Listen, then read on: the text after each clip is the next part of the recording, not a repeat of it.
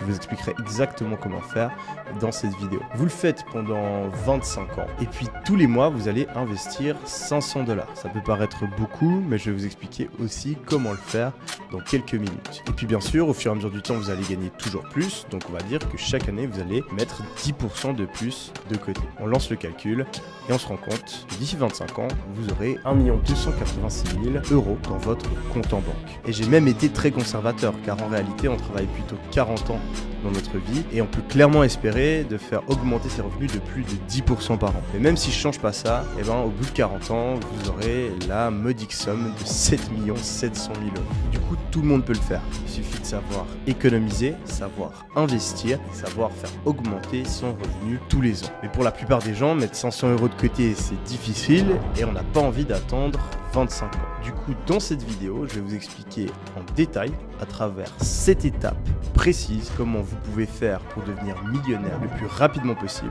et comment j'ai fait personnellement pour le devenir à seulement 22 ans. Allez, c'est parti! Étape numéro 1, ça va être d'économiser de l'argent tous les mois. Et c'est important de commencer à le faire dès maintenant. Et je suis convaincu que peu importe votre situation, c'est possible de mettre au minimum 10% de ce que vous gagnez de côté tous les mois. Idéalement, il faudrait plutôt viser les 30%. Et personnellement, je suis à plus de 90%.